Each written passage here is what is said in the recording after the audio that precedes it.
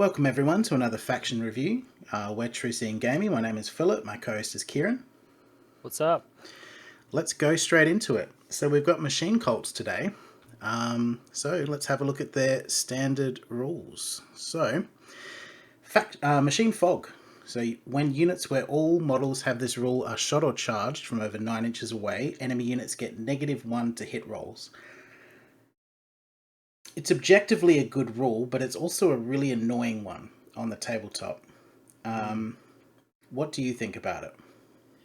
Yeah, so very similar to stealth, but not quite the same. This can apply in melee, but only when you are charged. If you charge them with your machine cult unit, it won't apply at all. But yeah, I mean it's just good. It's a level. It's tankiness across the board. That's not just defense based. And So and you better remember that, by the way, when your opponent is making his charge and he's moved his model, and then you get into an argument because you moved more than 9 inches, and they were like, "No, trust me, bro, my model was here.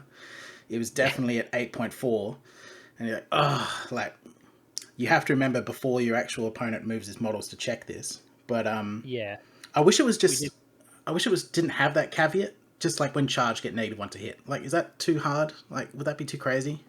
It would save so much problems, but Well, you can make it that way if you want, that's true. but It's true. But yeah, no, it did come up, and we noticed that's always that can be a point of friction, just because once it's moved, it's like I was pretty sure one way, you were pretty sure the other way. That sort of could cause an issue because we didn't see. But yeah, um, All right. yeah, And as for their mark, so it is piercing shooting debuff. So once per activation before attacking, pick one enemy unit within 18, which loses an AP when shooting once. Next time it would apply. Gosh, I can't think of when I would ever use it. Can you? it's I weird. It's weird for list building because you can't really. It's hard to design around a debuff like this. Um, it's it's not like you've got a bunch of 2-up armor that you decide to build, and so you put this in, and now you're even more tanky. It's not like you're 3-up, because it's a net benefit to you, and it would be good in most circumstances. But it's hard to decide to build this because it's not about your cohesion. it's It's 55 about points too. yeah, and yeah. I mean, if your And opponent doesn't have shooting units that this really applies to, then it's completely wasted. and What if you're not within 18? a lot of the power in this list is close range. So it'd be nice if this applied in melee too, but they might just charge you. Yeah, this it's a bit of a miss for me. I wouldn't put it in lists.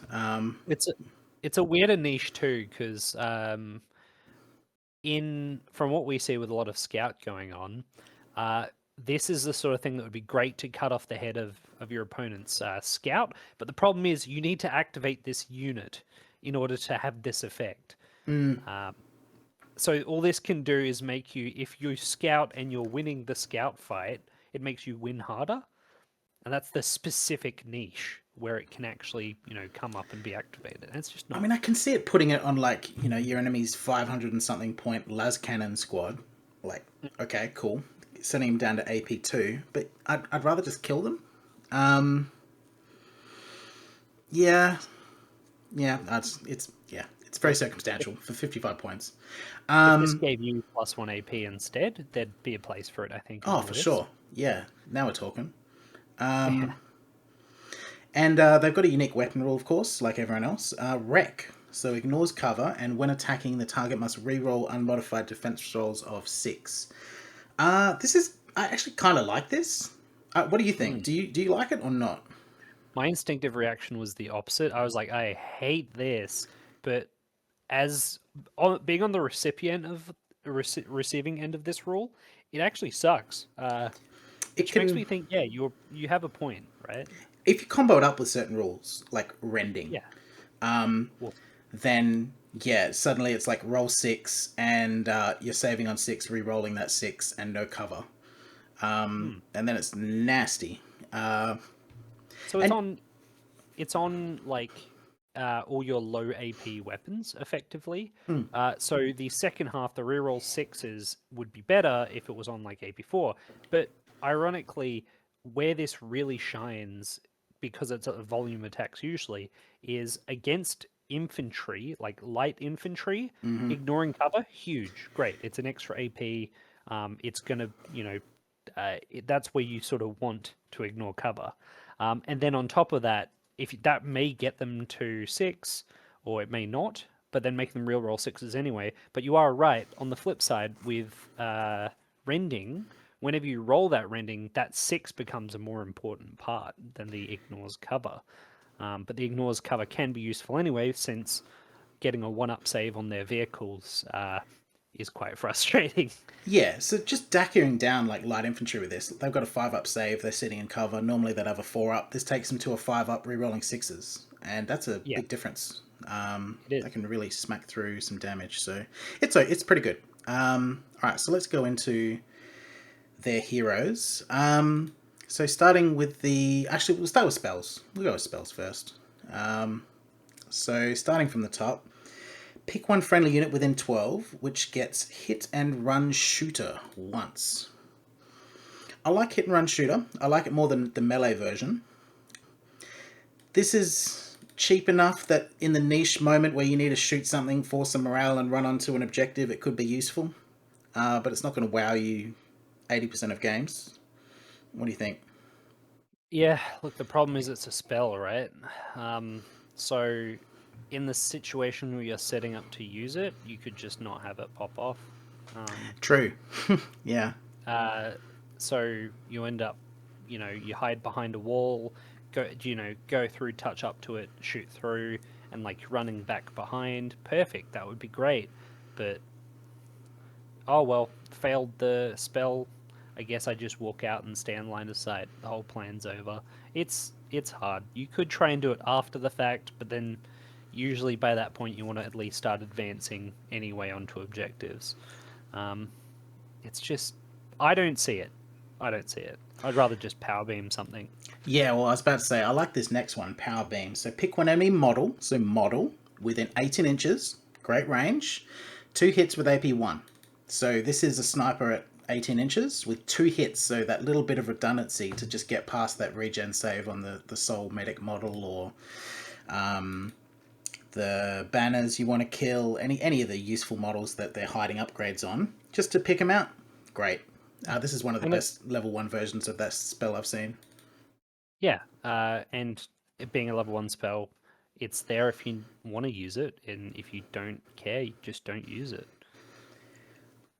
So next one, Shrouding Incense. Pick up to 2 friendly units within 12, which gets Machine Fog Boost once. Machine Fog Boost means there's no caveats. There's no requirement for being 9 inches out for being shot or charged. You just straight up get a -1 to hit. So you're evasive at that point. Cool. Awesome. Yeah, which is really good because it gets rid of the 9-inch restriction, and it means any fight in melee, whether you charged or were charged. So actually, this is one of those weird ones where I see the booster and I think, actually, having a leader with the boost in the squad isn't the worst in the world. No, there's certain units which really like it. Yeah, so which is it's nice to see when you could think of taking a leader for machine fog boost, or the army rule boost, because some of the army rule boosts just don't really work in the list, but there's a good one, I think.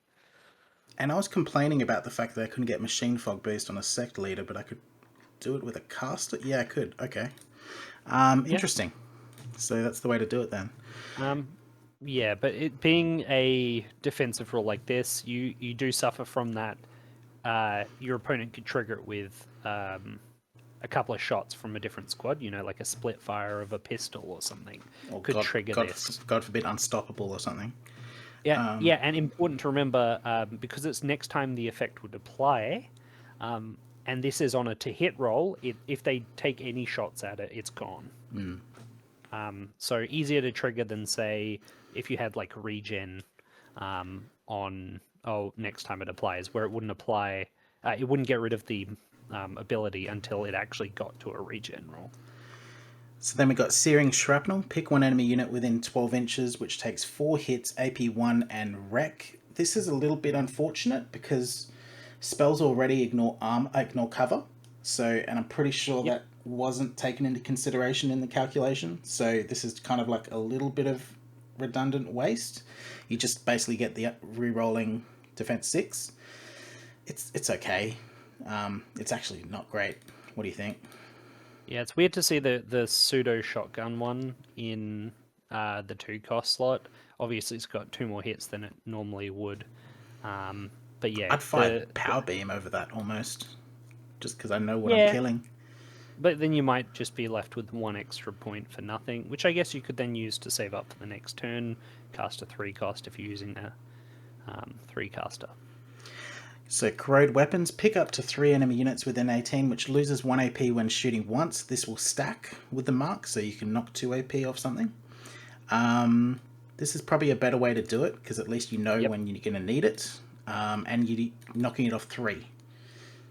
Yes, So that's that pretty is a good. big swing in how useful it is. That's actually, yeah, it's pretty good. Because if you cast that, up to 3 shooting units in your opponent's army get this debuff is Just get rid of all pretty the steamy. shotguns. Yeah. And you haven't bought this either. Yeah, exactly. It's on a spell. You don't have to use it. It's an option. This is a much better place for it than the mark. And Crushing Force 3, final one, pick one enemy unit within 12 inches, which takes 6 hits with AP2. Sure, it's bread and butter. Yeah, It's very, yeah. very universal. No notes. It works. It's good. It's fine. Yeah. So let's go into the abilities Bit then. underwhelming, I guess, spells compared to some of the other ones we've seen. I'm not super excited about building around these. No, not really. No, usually when you look at these, you see like one utility one that you're like, oh, I want to build for that, and then I'll take the other options on the side, and then maybe an alternative if building for that, won't apply this game. So, but in this case, it's what am I looking at? I don't really want the boost from a spell. I'd take the boost Don't, in a niche circumstances on the infiltrators. yeah, These are circumstantially pretty good, but am I going to spend 50 points on it when I could have got something else like rending or shooting aura? 75 if you want to get corrode every turn. Yeah, no, don't think so. But let's have a look at some of the abilities. So, melee shrouding aura is the first one. So, -3 inches movement when trying to charge your unit. It's okay. It's especially interesting in this list because there is a lot of close range firepower that you've got. A lot of the really devastating shooting attacks are sometimes 12 inches or even 9 inches or 6 inches. So kind of useful to get that kind of melee shrouding. Is that one you're looking at, or So, where you're talking about 9-inch shooting, if you get all of your guys at 9 inches, so they're able to shoot, your opponent gets -3, they can still they can charge still you. touch in? Exactly. It's just, it doesn't apply to the units you'd want it to apply on in this army. And I think pretty much the rest of the units, other than like, I guess, Cult Rangers in terms of infantry, most of your other units either like are built for melee or have guns and 2 attacks. And So can hit back reasonably okay anyway. consider the So machine boost rule, where this would kick in if they're over 9 inches away, which means they're getting a -1 to their attacks anyway in melee. Like it's a pretty big debuff to be running into melee with. So, do you even need the melee shrouding at that point? Because that's when it'd be kicking in. yeah, I like the rule for some lists, just not here. All right, so we've got Machine Fog Boost Aura. So, as I said, gets rid of the caveats. Now you just straight have -1 to be hit in shooting and melee. Objectively good. Hard to find what units to put it on, though. No, I mean, well, it depends what sort of army build you want to do. I think if you built 10-man ranger squads, you could consider it just for the flat -1 boost, especially if you're running them semi-close range with the 18-inch guns. I could see it on shock priests if they're not. Can you take on the shock priests? So it'd be Cult Cult Leader. Leader, who's got the regen, and he's got Machine Fog boost. Yeah. Yeah. So that'd be a consideration. Just the flat neg one for them. Get a bit more tankiness into them. Maybe Sect Stalkers. Are you really I taking know that what over Teleport Aura though? I know what you think. It depends how you deliver them, right? Yeah, I guess so. I really would have liked it on the Sect Leader Yep. for the Infiltrator to get straight -2 all the time, pretty much. But unfortunately, it's just not possible. And this is kind of a little bit of a theme maybe we should talk about with these Yeah. leaders. You need to match them exactly to the squad that they're going into. Otherwise, they start losing their universal rules. So if you want Yep. to run with, let's say, Sect Infiltrators with their grounded stealth and scout and strider, all of them need to have it, which means you must use the Sect Leader with this upgrade, which means you can only use these upgrades. If you want to run Shock Priests and you want to support these Shock Priests with their regen, that goes away unless you're running a Cult Leader with the specific Shock Priest Leader upgrade, which gives him regen. So Yeah.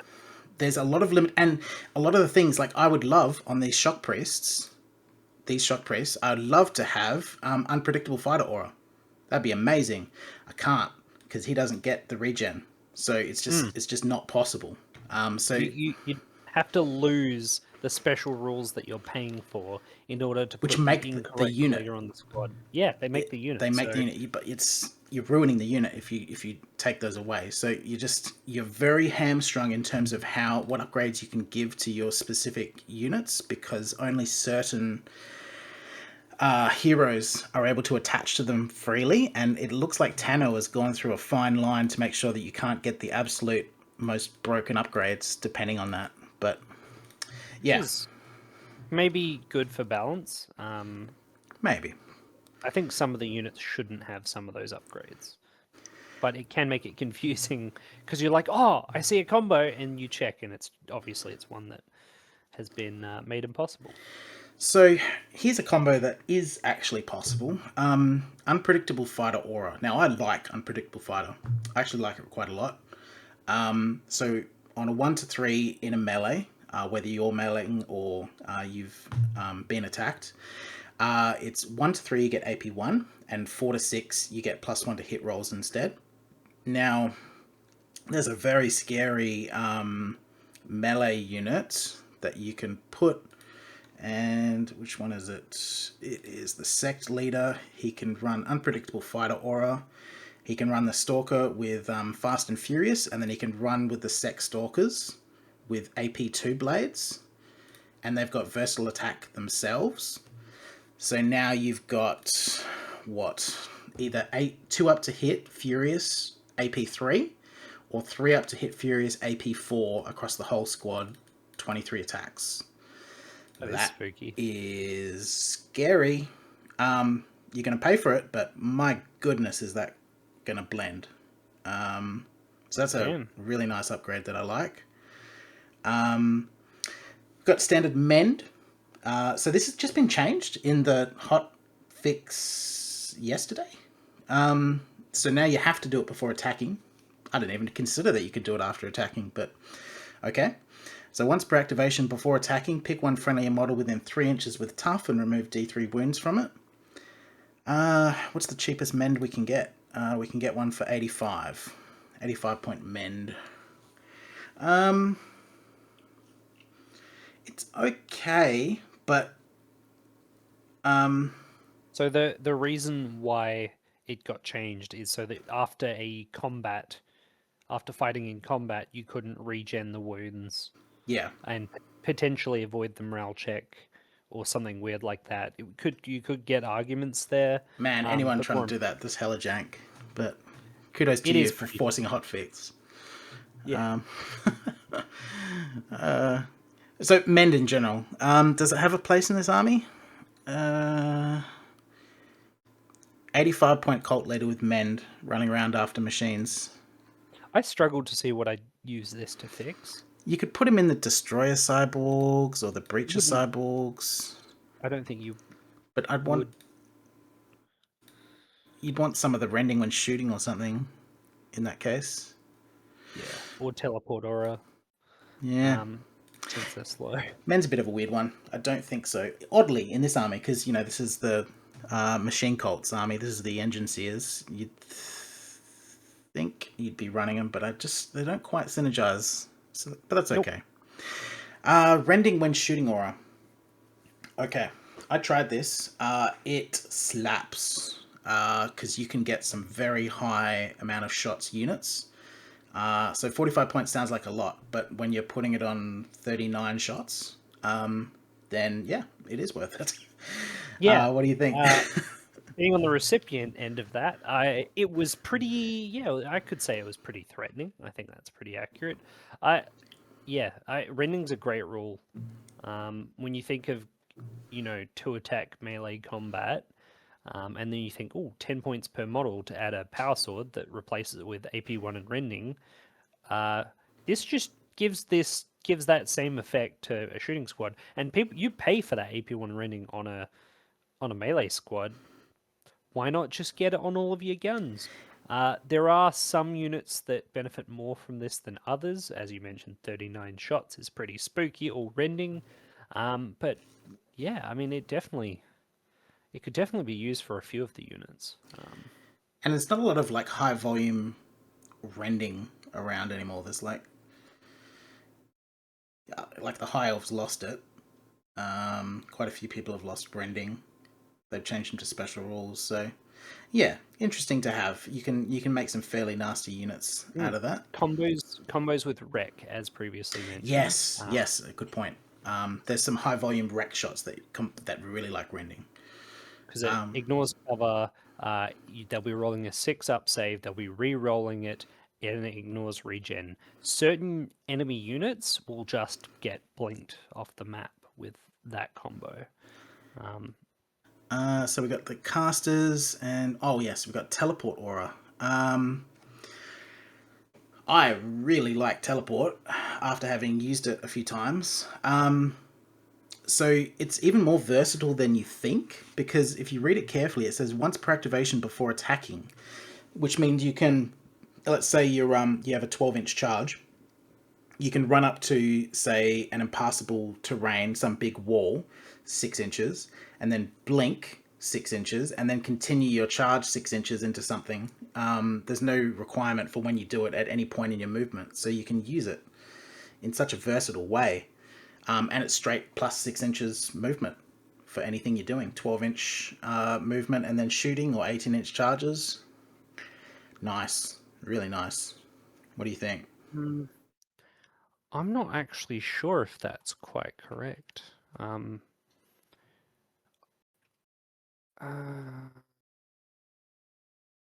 Yeah, I don't think that is correct, unfortunately. Just because just base rules charging, units can only take a charge action if at least one model is within charge distance of the target unit. Oh no, hang on, including any additional movement from special rules. I Yeah. stand corrected. Yeah, it's an 18-inch charge. Yeah, no, absolutely. Although, is that movement? I guess that's not movement. This might be a rules lawyer moment, I think. I think you'll find it's an 18-inch charge. But, yeah. Tanner, please clarify. Thank you. It's a really nice aura. And, there's some units in here that really need it, because they need some way to deploy, because they're quite squishy and very high output, or they're just really slow ones like the cyborgs, which have the literal slow rule. So being able to just move from 4 inches to 10 and still being able to get their shots is a big difference. Yeah, 10 to 14-inch movement and charge is much better than 4 to 8. So is that everything? That looks like it. Okay, so let's start with the top. High Priest. So quality 3, defense 3. He's machine fog, tough 3. He starts with a 12-inch single attack revolver and an axe halberd with 3 AP4 attacks. It's pretty interesting. What can he get? He can get versatile attacks, so he can hit on 2s. And a better gun. He can run a railgun. Pretty funny. What What's the On a best railgun weapon with for him here? versatile attack as well. Yeah, so it could be an AP4 18-inch Deadly 3, or it could be a Mm. 2 up to hit AP3 las cannon. Well, Mm. 18-inch las cannon. How much is that? That's not cheap. He's 145, but he's probably buried in a unit, so he's still pumping out. I wish I could get rid of this axe halberd, just if I wanted to use him purely as a shooting unit, but you don't get a choice. That's what he's got. Yeah, but then he's also a pocket melee in a potentially a shooting squad. I guess he is a hell of a sergeant. Yeah, what you put in rending with shooting, put him in a shooting squad here. Hard to see which squad exactly you'd put him in. It'd have to be Cult Rangers, honestly. Maybe one of the Cyborgs, because he doesn't have any of the special rules of anyone else. It'd be the Cyborgs, Cult Rangers, and that's it. Everyone else has stuff that they'd lose. Yeah. So you could put him on a double-sized squad of Cult Rangers if you want. Give him more rending. Perhaps the G rifles. Yeah. I wouldn't mind putting him. He doesn't work with their weapons. I don't mind Rending Blast. It's already AP2 though, but That's what I mean. Relentless Rending is okay. Much AP. They're already And rending. They've got exactly. AP3. Yeah, they don't really need rending. So that would be the niche if you use him for rending when shooting.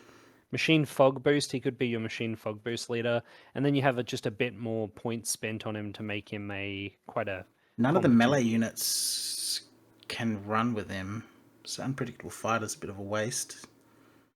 Yeah, so I think there is actually a weird niche here to give rending with shooting, give him the railgun, and put him in a max size squad of the Rangers, and now you've got rending guns, plasma guns, and his railgun all at 18-inch. That's a pretty threatening squad. So what do we got? We got are you Vestal attacking the Rangers? A dealer's Plasma. choice. So we got 265 and then chuck the priest in. Okay. You've got to give 410. him the aura though. Yeah. Rending with shooting. You could go. He's also a great one for Machine Fog Boost. This is quite pricey, to be fair. I mean, he's literally got a las cannon. he's Yeah. he's got a putting out some 2-up fairly hit. decent shots, and he's increasing their quality from 4 to 3. But yeah, he's interesting. I don't. He's not my first choice though for No. leaders. I wouldn't think so either. If you got a few extra points and you're putting a leader in a Ranger squad, or any of the other squad, so yeah, Ranger or what are they called? The Cyborgs. Then yeah, he might just be like able to get some funky stuff, make himself a bit more of a tough sergeant. But other than that, yeah, you'd go to one of the other two. Let's have a look. Options. Sect Leaders. So 60 points. We're still getting quality 3, but we're defense 4. We've got Strider now, and we've got a 3 attack 9-inch blaster and a 3 attack surge sword. Now this guy can run with the Sect Stalkers with Fast and Furious, or he can run with the Infiltrators, Grounded Stealth, and Scout. He can also get versatile attack as well. Okay. So of course, yeah, go ahead. Yeah. In terms of weapon loadouts, they're pretty much based on the weapon loadouts of the units they can join. Yeah. And in this case, Cult Assault is on a lot of your units anyway. So I already mentioned it. The Stalker Bomb, Fast Furious, versatile attack. Give him the 4 AP2 claws, and he's running with all the other boys with AP2 mass attacks. And give him Unpredictable Fighter, and it's just a furious unit that can pump out a ton of damage and is made of glass. So what would you, let's say if we're running the Infiltrator. Now I really like Infiltrators. Oh yeah. The thing is though, they're so good, they almost don't need support. In fact, no, they don't need support. But if they feel like a waste to put support in. If we did want to, then I would probably consider the rending when shooting, because they all have 2-shot shotguns. I think they're actually carbines. So they're 18-inch range, I think. On the infiltrators? Yeah, 9 or 18. Yeah, okay. So it Okay. depends Yeah, no. if you Get want to. the just 2 attack blasters is what I'd be running. Yeah, fair. Just keep them super cheap. But yeah, you could run rending on those. If you wanted to make a 10-man unit of Sect Infiltrators and just be a really big problem with your scouted unit. There Teleport might be Aura. some silly gimmick with giving them melee shrouding, so you win the scout fight if they've got How melee fast scout. does a Teleport Aura Sect Stalkers go?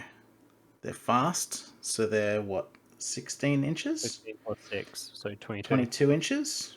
With Strider and Teleport? That is a fast unit. Interesting. Yeah, so it's just your buff monkey for that specific squad. You'd never run him solo. No.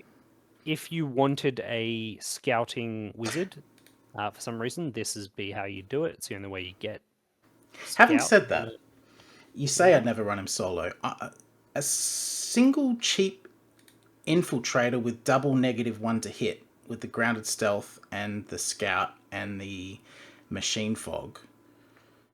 That's an okay little annoying activation. He's not. He's got reasonable attacks, so he's -2 to hit if he's just chilling in terrain and 9 inches away. That's not bad as like a chaff dude.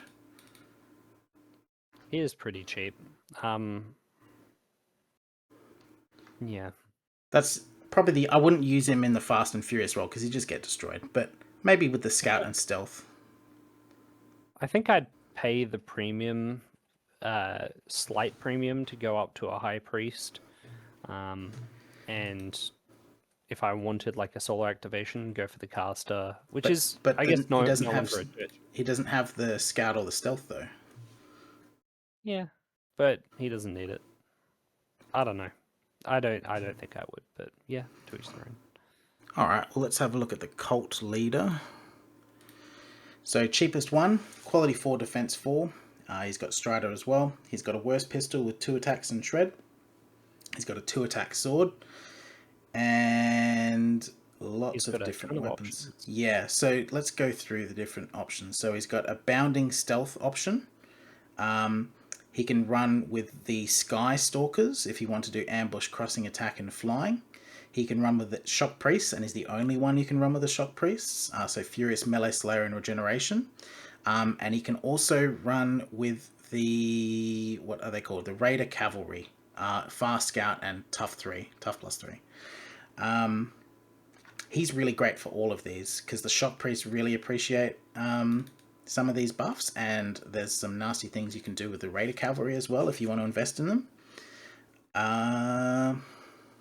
So if he's with the Raider Cavalry, of course you go rending when shooting aura, and then so rending when shooting, we take the arc pistol for wreck, and the Fast Scout. So he's 150 points. Chuck in Raider Cavalry.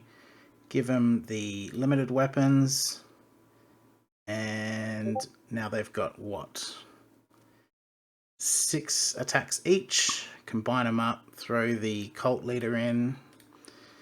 And it's 520 for an unbelievable amount of shots. What's that? 12, 24, 30, 36, 39. Yeah, 39 shots. Scouting. With rending.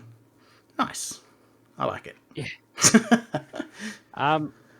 The weirdest part of his upgrade scheme is that the stilts, which give him bounding and stealth. Who is that for? No one. It's for him going solo. So it's for the 40k players who play Mechanicus. Don't bully me if I get the wrong unit. The Sicarian Rust Stalkers. Okay. Where it's the guys on their go-go gadget pogo legs walking around. So you don't get a squad of them when you move across the OPR. You can take them solo here as this guy. Now, bounding and stealth. Stealth on a machine cult's army is kind of funky. Because it's doubled up with machine fog, so it's -2. Exactly. As long as you're 9 inches.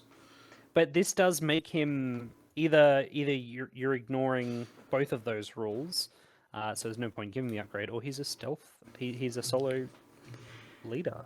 Would you run Um, him? What, a sniper rifle or something?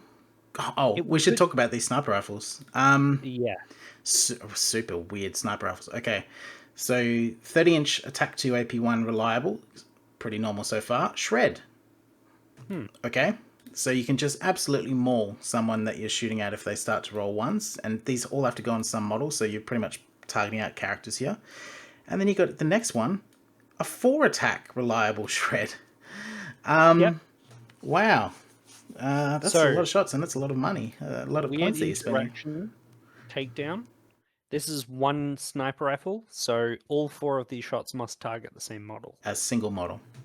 single model, as written, unless there's some weird Nope, misinterpretation that's or how it whatever. is. But seems to be how it is. So this clearly is in here to try and pick out leader, like heroes from squads.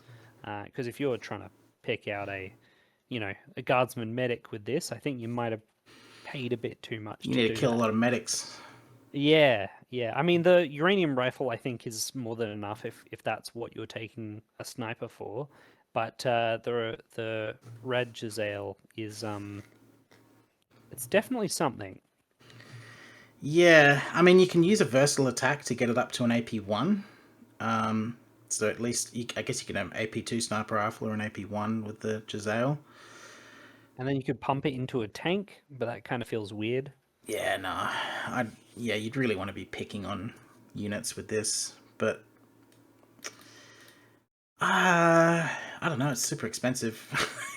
Look, I haven't run it. It looks too expensive for me. But you machine cults players who are running it, tell us about this meme. Is this actually good? it's a yeah. I think it's an issue with how takedown is worded with that weapon. If you could split those shots in the same squad, or if each takedown shot could target a model in a different unit, but then that might start to get a bit strong. But as it sits now, this um, The shred would not go into the unit, right? I'm 90%. it does seem like it's written like Because that. it says it's resolved as if it's a unit of one, so all the shred is just going to pour onto one guy. Yeah. You could take him with the uranium rifle, though, have him walking around bounding stilts. He'll never get close enough to not have Neg 2 to be hit, so he's pretty survivable on his own, all things considered. And then, I don't know, you could cast him to run around with buffs. It doesn't feel like you should do that. Um, teleport if you want to get around Teleport for faster. the biggest boing. But then you kind of spend a lot of points for what's a pretty goofy unit. I don't know about the bounding stealth. I would probably go the Sect Leader with the Infiltrator Scout at that point. But all of these are quite nice. Just Yeah, I don't matches know. weapons to what There is you're something joining. there is something funny about having like a neg 2 to be hit sniper Go leader just gadget walking legs. around. Yeah, with his go gadget legs. I wouldn't. I think this might be a flavor take more than it is particularly a good one. Let's go into the units. So the first one is the Colt Rangers, their general infantry unit. So quality 4, defense 4, machine fog Strider. So I like Strider. We've got 18-inch attack 1 shred weapons. Excellent. Love shred. I love shred. You can get versatile attack if you want to pay the 25 points for it. Brings You it on can to 120, which is pretty reasonable for quality 3 infantry, which is roughly what first tile gives you, or the extra AP. Yep, an AP1 shred would be really nice. That's a good profile. You can change the attack 1 shred to just 30-inch attack 1 AP1 for 30 points across the board. And you get one special weapon you can add into the squad. The special one, or there's two special ones, I guess. There's the arc gun for 18-inch attack 2 rending. And there's I guess there's three. The plasma carbine, which is a 2-shot plasma, but it's 18 inches. Big emphasis there, that 2-shot plasma. Most people who can buy a plasma weapon is a single shot, but in this case, And you're costs putting about on, 20 points. So this is yeah. 25 for 2. I'd say if you're going to take this unit, you should at least always take the plasma carbine if you don't want to take something else. And you've got the option of the sniper rifle if you want, also with shred. And to me, that's the something else. Yeah. You can take some sergeant weapons. So you get rec pistols, 2-attack rending, long range rifle, and then the big melee attacks, 2-shot, either rending, AP1, AP1 shred, or 2-attack AP4. Look, sergeant weapons are good for like token leftover weapons if you want. They're there for an option. These guys like to stay at range though. They're not They a do. melee unit, and I kind of like the singlet. I just like the shred guns because shred is just annoying. 2-attack AP4 is nice flavor to chuck in there. That's a bit of versatility. Yeah, so at base they're 95 points, which is a chaff dummy activation cost. Like your sub 100, that's a cheap unit. Then you instead just put the plasma on them, or cold assault, get them up to 120, or you could do both if you want to splurge a bit. At 120, at 145, this unit seems like reasonably costed for its output. The one downside is the meta really seems to be volume of shots, and you lose that so much with this unit, where a lot of other armies would be fielding shotguns or carbines, so 2-shot 18-inch or 2-shot 12-inch AP1 in this range. You have shred, arguably a better rule than AP1. I think definitely a better rule than AP1, but the halved attacks is a big hit. 2-shot plasma is a nice middle ground prize in there for you. Like, it's a bit better, boosts your confidence up a little, but yeah, you really got to think of this, in my opinion, as like a dirt cheap unit. So I'm Yeah, always going to find a use for a unit with shred weapons and some plasma that has Strider, and 18 inches in range. It's going to be good at shooting. It's got its little bit of defense with its machine fog, and it can run around with Strider to save your ass if you just really need to get to an objective that's in a weird place. And yeah, they have okay weapons. yeah, You're never going to be in a game where this profile, single attack, just shred weapons with no AP, and then 2 high AP plasma to ping somewhere else is not going to be useful. There's going to be okay, things yeah, to shoot this at. yeah. Yeah, the pocket plasma carbine is really nice because even at base, that's on average a plasma hit, and at AP4, that's probably a wound, right? So just being able to ping off those 2 plasma shots at a different squad, trigger morale check, great. And you've kept it super cheap to do that. You can combine it, get a bit more damage in there. 4 plasma shots coming off a unit hitting on 3s is not nothing. Well, 290 points, not that expensive either. well, yeah. What I also wanted to say is because they're 2-shot plasma. If you get if you get chewed through, if you've lost 8 guys, you've still got 4 plasma hitting on 3s coming That's a off your good 2 guys that's left. point. So you've got a lot of redundancy in terms of your unit. It's going to be hard to peel through and get to these plasma carbines. So I think they also form a special niche in this list because, in my opinion, it struggles with tanks. yep, I'd agree. With a couple of exceptions, yes. Yes. But those options are less versatile and more. Yeah. So I think it'd be nice to just have those extra pings to flick through on a vehicle. And that's what they are. This isn't like a 6 las cannon unit that's going to solve your anti-tank problem. This is some redundant AP4 to just force checks and just grind into things over the game. And a redundant shred is, nothing to scoff at. If you verse shred, you know how annoying shred is. I just hate getting hit with shreds. So just 8 shred coming at you every round, it's gonna annoy you. You're gonna want to kill these. Yeah, I think they're a good unit and worth putting in. Just as a nice journalist unit that's going to work well into most opponents. Bonus point: if you've got points lying around and you want to be a bit freaky with it, you could always put a leader in and give them rending with shooting, and now you've got shred rending, which is a pretty funny thing. Yep. You roll 6 is really funny.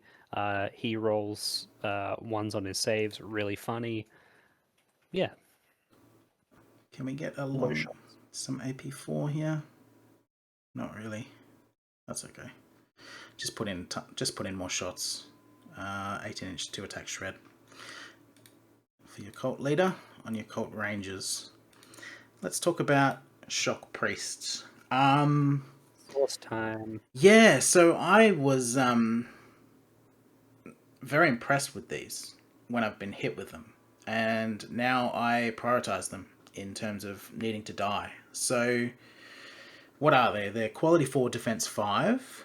They're furious, and they've got melee slayer. So anything tough 3 or higher, they get plus 2 AP against. They've got regen, and they've got base 2 attack rending, and you can change that into 2 attack surge, getting rid of the rending, and you pick up 2 attack surge ranged shotgun equivalent weapons. Hmm. Dealer's choice how you want to run them. I like them just with the rending, because rending melee slayer is just nice, and I'm not probably going to use the 12-inch guns because I'm going to be charging. And these things smash vehicles, defense 12, tough 12 stuff, or just destroy equivalents, whatever it is, just tough 3 high defense stuff. Gosh, these will just melt them. And interestingly, with their defense 5, they're pretty cheap, and they got the regen to help back them up as well, so they can be semi survivable. Weirdly, and they're cheap, 140 points, so 280 points for a combined 10-man squad that's going to like just absolutely smash things that they contact. What do you think about them? Yeah, so in our testing, we've both played this list, and in for both of us, taking Shock Priest was kind of like a big choice. It was these guys we know are going to absolutely slap, and they did in both cases. I went for the Surge, you went for the Rending. I think both are, yeah, like you said, perfectly viable. Where they definitely fall apart is where your opponent stays away from them because there's no fast, no scout built in on this. And their survivability on in terms of being shot. Now you're right, regen does make a difference. Machine fog does make a difference. That defense 5 though is kind of crippling because there's a lot of armies that will have weapons that just murder these. Like think of just no AP Bane weapons hitting these. You are very cooked by that. Yep, Um, that would be a nightmare like scenario. any form of ignores regen, no matter how low quality that weapon is, will just peel through these How like about what we're that. talking about? Wreck rending weapons. Yeah, rec rending weapons would chew these things up.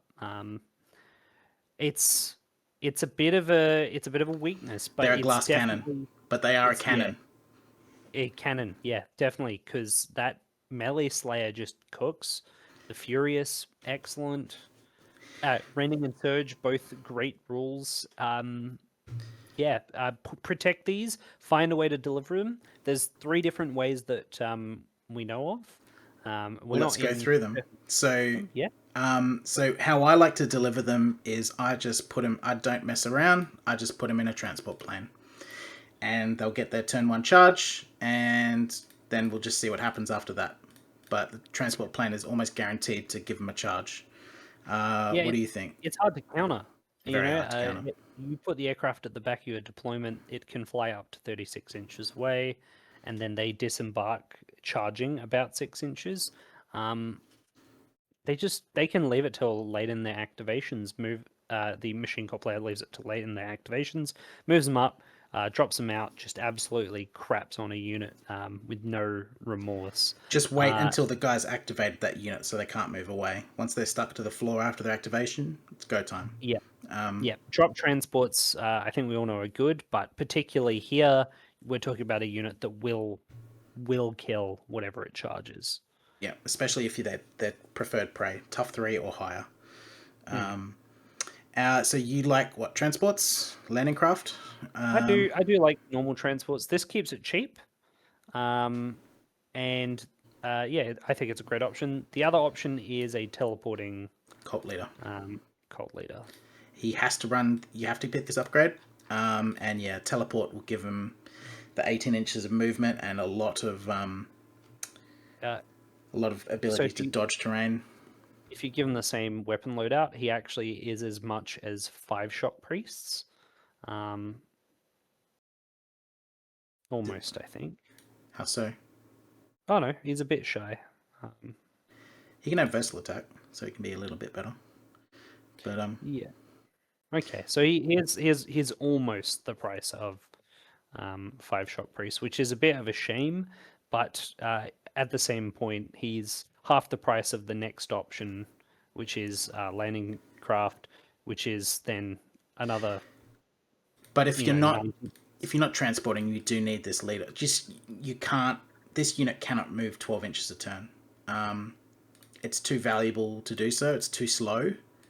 Deliver it somehow. It needs some kind of delivery, and they'll But pay it back. They will pay it back. They can earn their keep in one activation. So just let them do that. Anything more yeah, about shock priests? yeah. Honestly, the Arc Fighter airdrop is probably just the strongest way to go with them, because the Arc Fighter itself is also a pretty great vehicle to have around from then on. So yeah, the other options work too as discounts. To be honest, that's what you'd take them for. All right. So let's have a look at Sect Stalkers. So quality 3 now, defense 4. Fast Furious Machine Fog Strider. They come base with 2 attack AP1 rending. They can have versatile attack to give them either 2 up to hit or an extra AP. And you can change the AP1 rending to straight AP2. And you can even add a limited AP1 Deadly 3, which, great, like that. Anytime you give me some deadly limited weapons that's already doing what the squad wants to do, I'm down. What do you think about Sect Stalkers?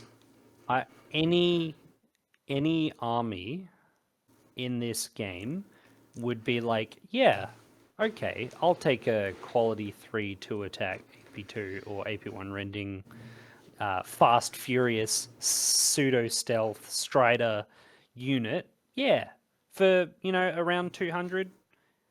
That's pretty reasonable. Yeah. Oh, it's got other options too. Sure.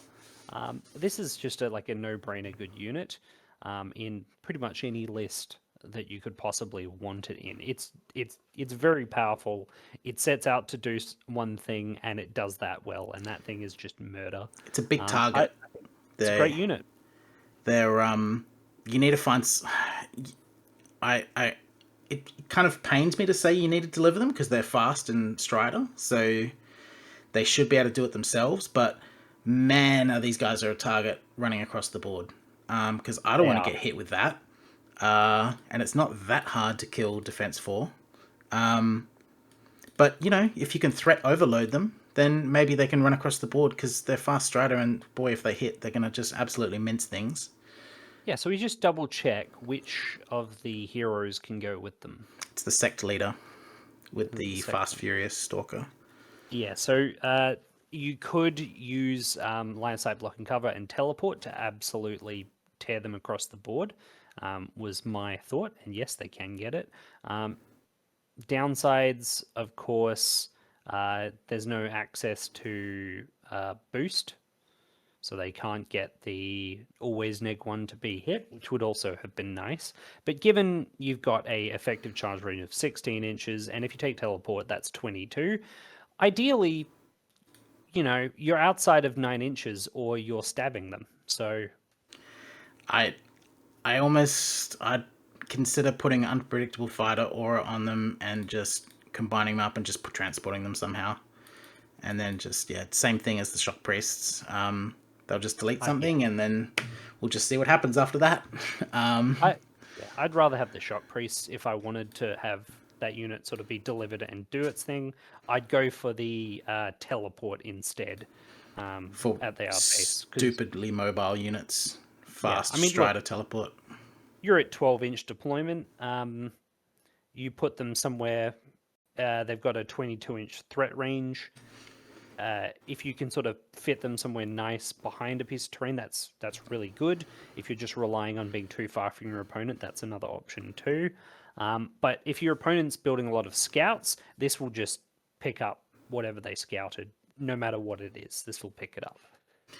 So I think that's also a niche that these fill. Then again, if you wanted to use them for that, you could also do that pretty natively with just a 5-man squad without the leader.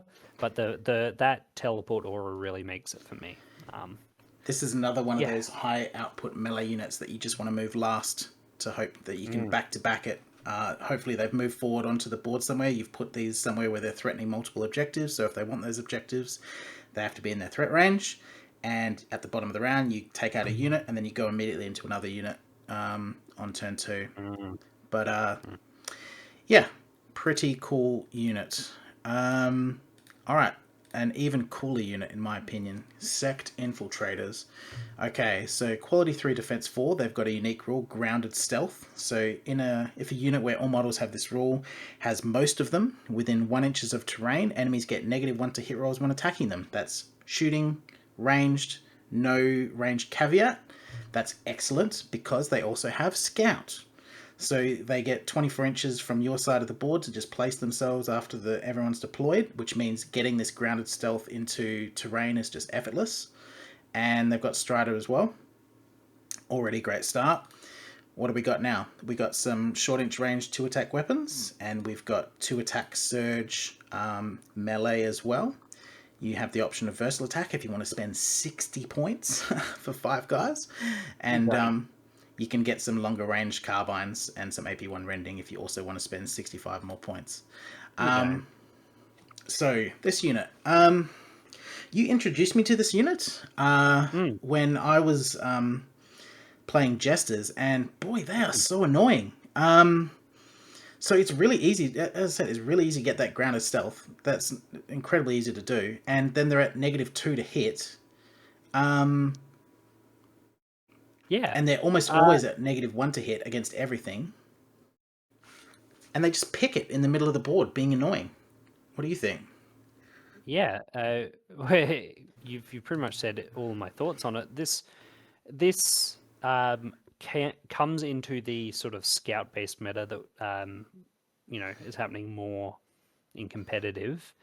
This comes into our scout-heavy meta, and it goes, you know what? I'm just gonna outvalue other scouts that you put out there. This will win in a straight-up fight. Yep. Because it won't be killed by them when they go at you. Not many other scout units, infantry can beat this. Very few. This will bully unless almost you're all of them. doubling up to a 10-man and you're fighting a 5-man squad of these, and then congratulations, you killed it. Here's my second 5-man. It's well priced, great quality 3. Like, you're getting value out of your weapons you usually don't see on those scouting units. -2 to be hit with a defense 4 Strider. Quality 3. Yeah, quality 3. Also, same like good for shooting in the sense that they have 2 attacks and melee as well each. With surge, so they can be charged and it still triggers. Yeah. Just really good. And they're not easy to charge either, because grounded stealth is going to kick in and you might get a -2 from machine fog. Just goodness. I think you drop 2 of these. I know that's my response. I pull up a list of machine cults, I drop 2 of these in, and then I start thinking, should I take other things in the list? 2 of these, 2 5-man to these are a slam pick for me. I don't even think about it, because they're too good at what they do, and Scout is just amazing, and these beat other Scouts, that's all I want. That's what I want out of my Scouts. Just beat up the other Scouts. You can go crazy with this. You could double up and get a 10-man. You can support them with a Sect Leader to give them the grounded stealth as well, and you can start doing rending when shooting, or whatever you want. But the great thing is they don't need it. They're perfect just at 5, and they're so annoying at 5 because you might kill 3, and there's still 1 or 2 guys there doing their job, and holding objectives. They can pass that morale pretty likely. Yeah. That's why this is probably my favorite infantry in the book. It's which is tough. The shock priests are fun. Yeah, shock priests slap, but these guys are just so reliable. And they take a beating. The negatives to hit in combination with the okay defense and the quality and the fact that they're being covered with the scout, it's just, yeah, they're surprisingly hard to kill. Take them. They're good. Just take them. There's no downside. They'll work in any list. They counter like the most common meta. They counter our meta pretty well, which I'm really liking. I've seen some units lately that come into our meta and disrupt it a bit. Which shout out to Warboss Fitz, who lovingly gave us a shout out, and a few other great creators in the OPR space. Talking about metas, recommend that video. Excellent video. Not just because it mentions us, of course. But He's right, though. yeah, There is different metas across the board. And everyone's trying to figure out what's the best thing. And the funny thing about OPR is that there's a lot of things that are the best thing. You can't really just say one thing is the best. exactly. And the greatest thing and the greatest experience in this, in OPR, is when you come to a match or two in your usual playgroup, your meta. They've got what they think is working well. It's that arms race, right? And then you show up with that new flashy combo, and it just completely disrupts it. And everyone's like, "Oh, how do I deal with this new change?" It's yeah, I think he hit the nail on the head there. Absolutely, yeah, absolutely the fun of wargaming. It's one of the key joys. And Sect Infiltrators are fun too. Take them. Yeah, take him. Sky Stalkers. All right, ambush, flying. They're quality 3, defense 4. They've got 2-shot 18-inch carbines and singles close combat weapons. You can again get the versatile attack for 60 points. You can change the 18 inches to 2 attack 12-inch reliable wreck. You can change one of those into a 9-inch, basically a sergeant with 2 attack surge. And you can have the option for 10 points to give them crossing attack, which is for every model that crosses over an enemy unit, you can pick one and roll X dice. For every 6+, it takes 1 hit. So on average, you're getting 1-ish hits for your whole unit going over another one. I've never seen this version of crossing attack ever be worth it. Are you seeing it here? It's trash, right? No. Yeah, It's, sad. These abilities, we had this argument. It's not even fast, so it's not easy for this to do. No, when we discussed this previously in a video, it was on the Robot Legion, where it was a different version. It was Ravage, which is 6 up for a wound. Big difference. This is just a hit. So 1 in 6 chance for each of the members of the squad to get 1 hit that they can just and save. Ravage is in melee, so they can do their normal thing they're trying to do, and they just get the Ravage for free. This has to move over, and they want to shoot, so they need to move and shoot. Yeah, these guys aren't built for melee. The other crossings are largely on melee units, so you can sort of do the fly up, just like move over their base, basically touching them when you charge, as long as you have, or a different unit. But exactly, it's much more easy to do in those other units. Here, you're not going to get that close to the enemy anyway, and you don't have melee attacks. And it's on a 6 up. If this was their quality, if this was quality 3, I would think about it. It's still hard to do because they have 6 inches of movement. I would think about it. But for 6 up, no. So that, interestingly, kind of just makes the whole unit not great. If you desperately need ambushes, if you're going into, say, a tournament pack where being on certain parts of the board at certain times is incredibly important, then yeah, here's your ambush unit. But in a generalist list, just playing, standard OPR missions, yeah, I don't think you're getting your points out of this unit. What do you think? Yeah, this is, other than the leader who can go on the squad, this is, I believe, the only ambush unit in the army. Yeah, it is. So, and to be honest, I'd rather take the leader solo as an ambusher. And this isn't like spinners or something that comes down and then they just annihilate something. You're hitting something with 2 attack AP nothing. It's like, I did try to think if maybe you could drop these down to attack rending. There might be something there. You could, you can mix rending. Rec rending 2 up to hit. Like, it's okay. It's 200 points now. Yeah, and if you're putting the leader in with a buff, you want to move them up to 400. Now you're spending 500 points for. It's a cult leader, and it's crossing attack, and we need rending when shooting, and he should probably have a gun. So what have we got? That's 510 points. Yeah, for 23 rec reliable shots, and they died at anything. No. I don't think so, Sky Stalkers. These could be Sect Infiltrators. They could be. I want to like it because the idea of that, like, 2 up to hit, ignores cover, reroll sixes, rending, like bunch of shots anywhere on the map sounds good, but when you're spending 500 points for it, you want it to do more than that. If you want the mobility, the Sect Infiltrators will give it to you for the same price. Yeah. And they'll do it turn 1, and they got 18 inches, they got close combat weapons that matter. Well, for that same price as that unit we suggested, you could have 3 units of Sect Infiltrators. Yeah. No. Sorry, Sky Stalkers. Not seeing it. I think actually for cheaper, yeah.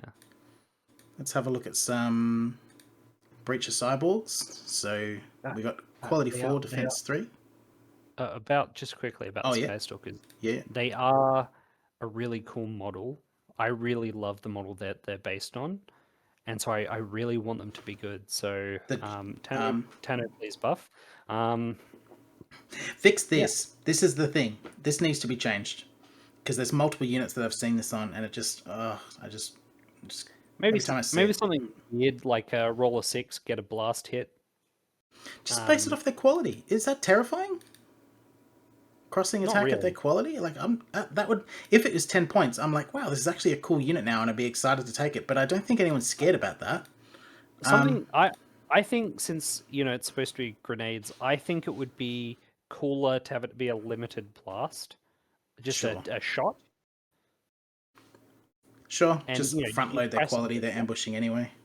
Yeah, and then you've got even though you've just got AP nothing blast and you hit them like that can do a lot more on that first turn, and then it's actually maybe worth considering taking them, or like that taser sword. See there, that free upgrade that replaces only 1. I don't know if that could be on all of them. That would be pretty good too. Well, I mean, it's on all the Sect Infiltrators. Yeah. So, like, it's not out of the realm of possibility. I mean, it might make them even more expensive. I don't know. It's a crossing attack. I mean, if the first one is free, surely it would. I don't know how the calculations work exactly, but if it's replacing single attacks CCWs, you're gonna have to pay. No, it replaces the weapon as well. Oh, you mean change it from 18 inches to a 9-inch? Oh, all right. I see what you mean. Yeah. But if that upgrade's free, would it be for the other 5? So you change the entire unit from 18 inches to 9 inches and get the swords. Sword? Okay. That might be worth considering then. It'd be a better ambush unit. But I think you're right. Just you need... Guys, he's literally making Sect Infiltrators. 9-inch taser swords. He's like, what if we just made them Sect Infiltrators? But they ambush. Yeah. Yeah. Unfortunate. I don't think they're usable. Well, no, they're not good. That's okay though. Breach of Cyborgs. Fucking cool models. So quality 4, defense 3. They've got slow and tough 3. They come standard with 36-inch 3-attack rending, and they get 3 attacks each in melee. You can change the 3-attack rendings for 5 points to a 24-inch AP3 deadly 3, so it's like a shorter range las cannon. You can change the claws to 3-attack AP1 rending for 30 points, and they can run the debuff for 55 points to decrease the shooting AP of 1 unit. So the debuff is a little bit awkward for them because they're slow, so they're going to struggle to use it super effectively without some kind of teleport support or something. I really want to like these. They're like 1 or 2 small changes away from being usable. How would you run them? I wouldn't. I just I've I've tried them once, and I would want them to work. But look, think of there's basically three loadouts you can think of here, right? Base loadout, three arc guns, or swapping to the contortion cannon, maxing it out. Both options. What happens? None of them hit because you've got quality 4. If you're using They're the not long that range long range. range, then they're slow. Yep. Now you swap to the contortion cannons. They're not hitting and they're shorter range, and you're slow, so you're not in range to use them against the things you want to use them against. What do? Swap them with claws, slow again.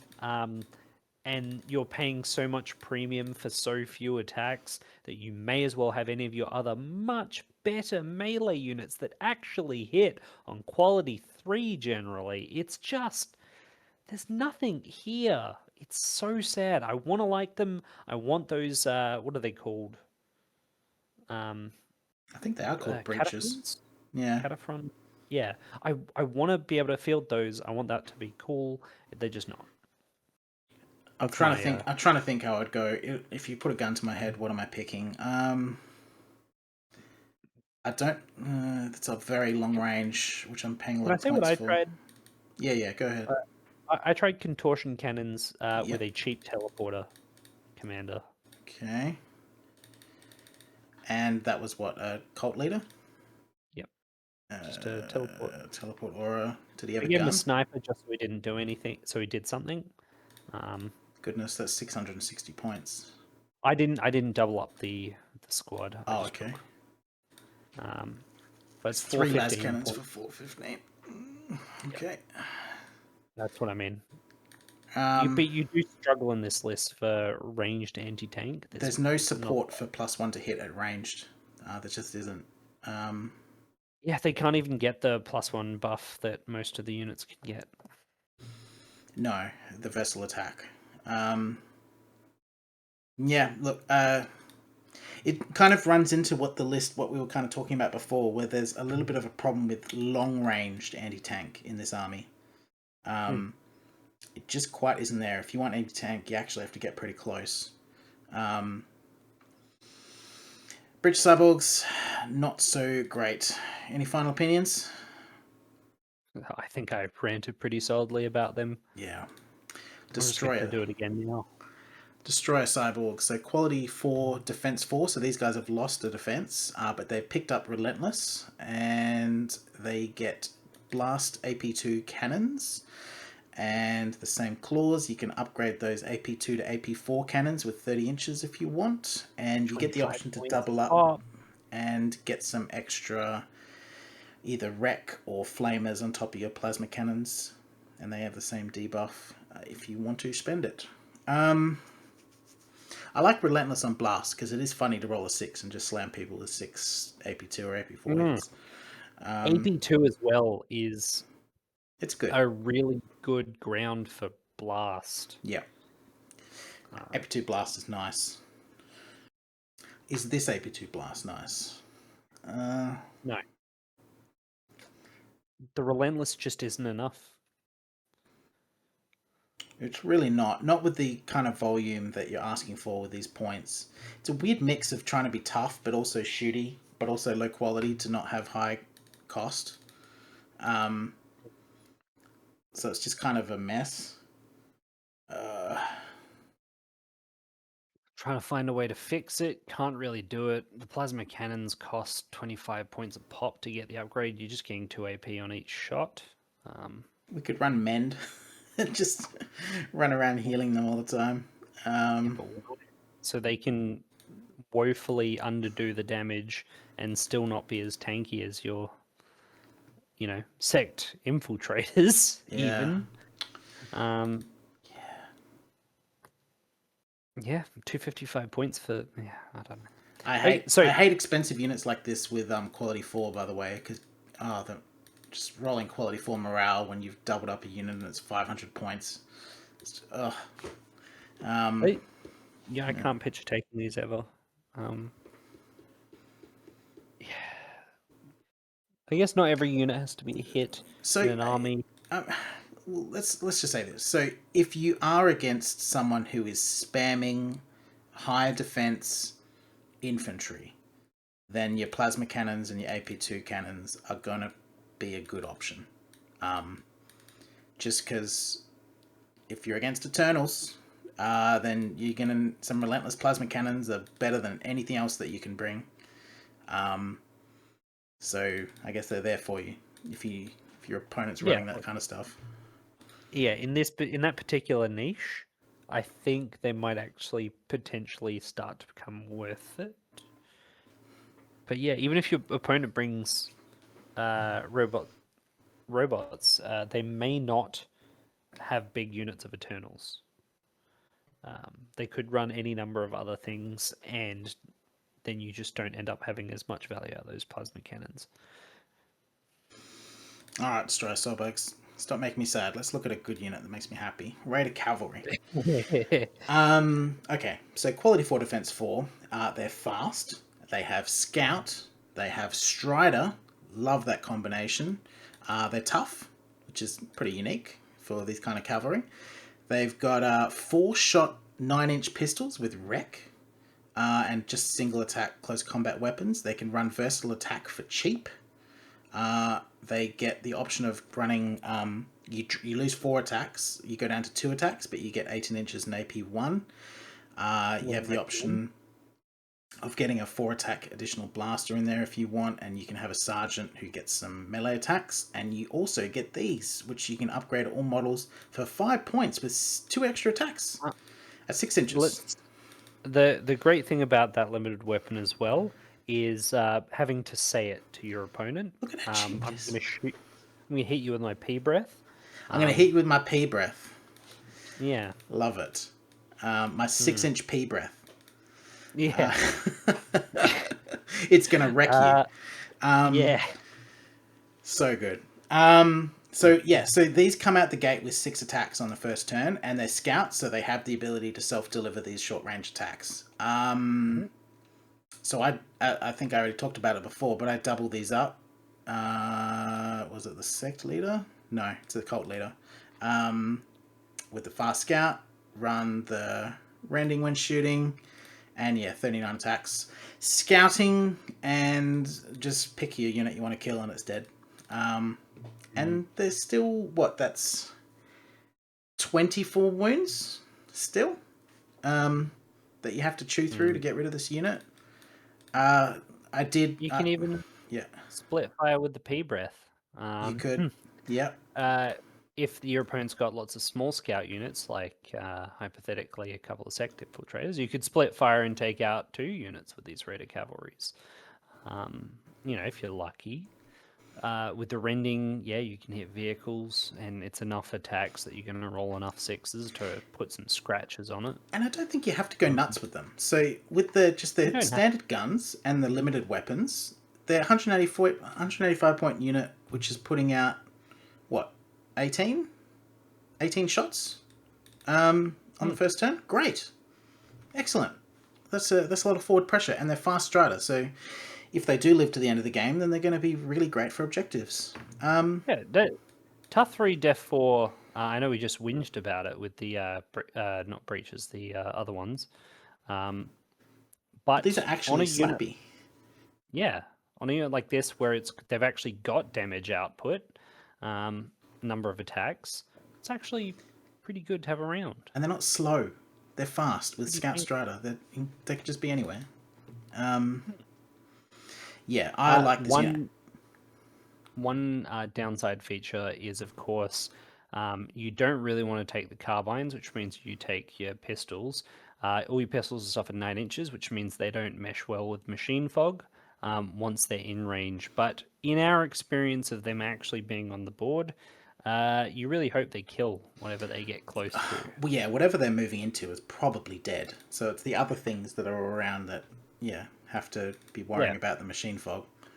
And usually you go for the things on your opponent's board that'll damage you the most first, at which point they won't be able to chew through this many wounds, because Tough 3 is a 9-wound squad at 185 points. Why is this versatile attack so cheap? It's 25 points. The other ones are 60. Some of them are 60 for 5 single wounds. This is 25 points on 9 I, wounds and decent shots. I mean, with the number of attacks, They're low. getting 81 or +1 to hit would Yeah, be quite. I don't know. I'll take it. Well, I don't know how the Like, math works out, but think about how badly that P breath would wreck you. yeah. Yes, excellent unit. So landing craft. Okay, so quality 3, defense 2, very standard transport. Fast, impact 3, strider, transport 11, tough 6. It's got 4 attack wreck weapons at 30 inches. You can upgrade it with an extra machine gun if you wanted to for 65 points, and you can get the piercing shooting debuff. It's fine. Doesn't need any upgrades really. What do you think about it? Yeah, it's a standard transport as far as I'm concerned. It'll do its fast impact strider deal. It'll get its units across the board. I see what you're highlighting there. It's slightly more resistant to melee. It is. It is. Also, its shots that ping off are 30-inch. I'd prefer they weren't, because I don't see myself using the extra range. But yeah, I mean, built-in stealth is great on a transport because you only need it to survive until it's moved, because then at least its cargo has crossed the board, and before it's moved, your opponent's gonna be outside of 9. And like most of the things with transports, it does depend on the list whether a transport is good, because is there stuff to transport in this list? Yes, there is incredibly killy glass cannons, so they need to get across the board somehow. This can do it. So in that context, yeah, this landing craft is quite nice. And yeah, it's just really a standard transport, really. Not many notes. Dragoon Walker. So there's a few of these walkers. This one is quality 3, defense 2. It's fast, fear. It's got strider. It's tough 6. It's got 2 different melee attacks. It's got its stomps, and then it's got 4 taser lance AP1 surge thrust. It's not bad. You can run it with a sniper rifle if you wanted to. If you wanted to get rid of its lance, you can get an extra little 18-inch shot, and you can get the piercing shooting debuff. Now you like these. Why do you like these? Okay, so bear with me for a second.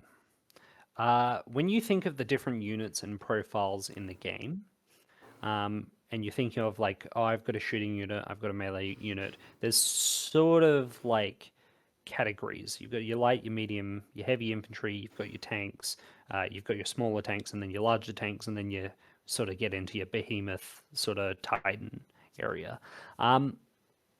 When your opponent wants to counter them, they're thinking light infantry, high volume of shots, blast, that sort of stuff. Or they're thinking tanks, I want high AP, hit hard stuff. One really fun niche is defense 2, tough 6 vehicles that are not, you really wouldn't see their loadout usually, and this is one of them. So it's a pure melee defense 2 tough 6 fast unit. So what you've basically got here is a fast attacking, like not too many attacks, but nips across the board and hits something reasonably well. But rather than it being sort of a higher damage focus and easy to kill, you just decided, hey, good luck. It's defense 2 tough 6. I think this is a great niche, especially at its most important feature. It's 190 points. It's dirt cheap. It's 190 points for a defense 2 tough 6, already great. It's quality 3. Most of its attacks hitting on dues when it charges. It's got surge in there. It's got AP1 on all its attacks. It's got fear, machine fog, so if they try and shoot it ahead of time, it's probably stopping it. Your opponent can choose to ignore this, and then you can use it to cycle charge and trigger morale checks. Your opponent chooses to shoot this, it's going to take too many points to get it down. Especially with this machine fog. The machine fog's going to help it a lot.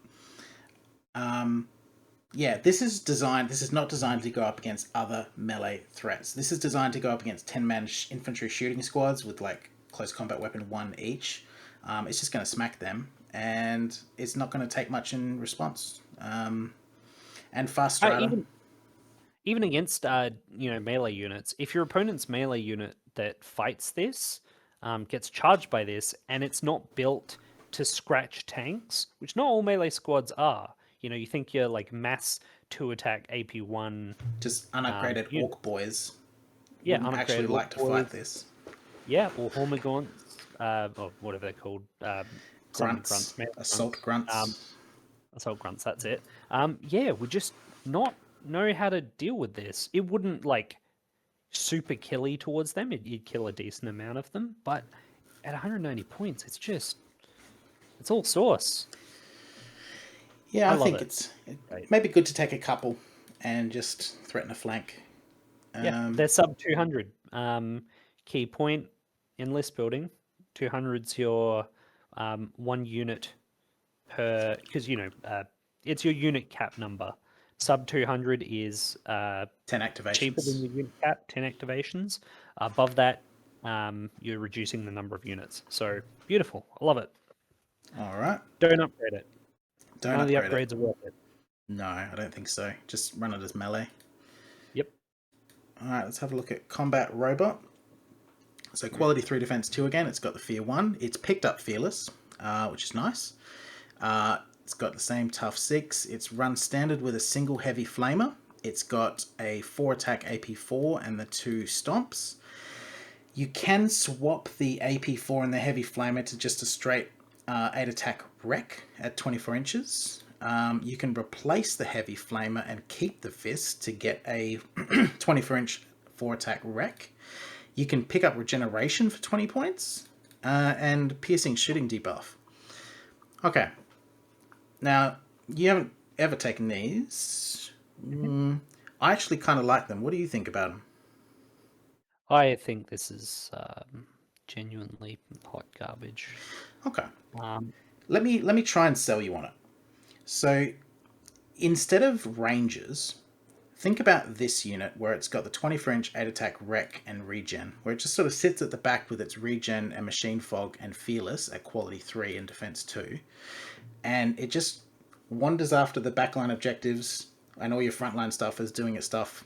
And it just walks around doing pot shots like an infantry squad, but it's actually pretty tough with machine fog, regen, fearless, defense 2. It can take incidental melees because it's got fear 1 and stomp, and it's defense 2 of course.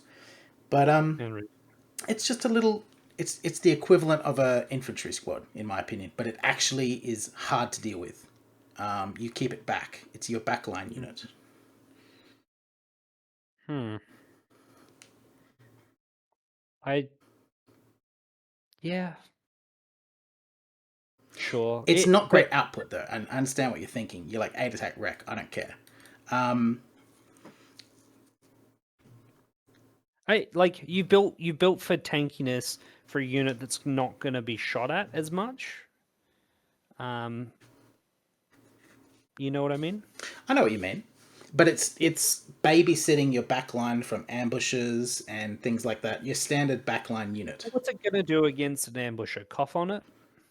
You're just going to shoot 8 attack wreck and sit on the objective, and if they want to charge it, then it's not easy to get rid of either. I just don't feel it. I just don't feel it. You guys tell us. It's a brick. I guess it'll sit on a thing. I don't. I would definitely never run it with its other loadouts. No, so I think always take regen on this. 20 points Yeah, is a auto take. But so the other is a little bit too versatile, where it's only got 4 AP4 attacks and a single heavy flamer. I'd rather have like 2 of or just one of those. Yeah, second fist or 2 heavy flamers. Yeah. Which is why I kind of like the 8 attack wreck, where you're just getting rid of it and you're just turning it into a more pure thing. But yeah, I think don't run the 4 attack AP4 fleet. It's just not quite enough. And at that point, you want to use this 4 attack AP4, and then you have to find a way to get it across the board. And no, that's going to be annoying to do. So Have you ever rolled 8 AP nothing dice? all the time. Yeah. Does it usually feel like it's going to do something? With quality 3 and wreck, I would put that into a infantry squad, and I'd probably kill 4. Yeah, like if you're shooting at guardsmen. Yeah, Yeah, guardsmen in cover. They'd take 4 or so yeah. wounds. Or like That's orcs. a real high bar you've set for But 265 points. look, it's not. Yeah, it's not the highest output, but it doesn't have to be. This is a backline piece that's going to be babysitting your half of the board, and not dying. I guess.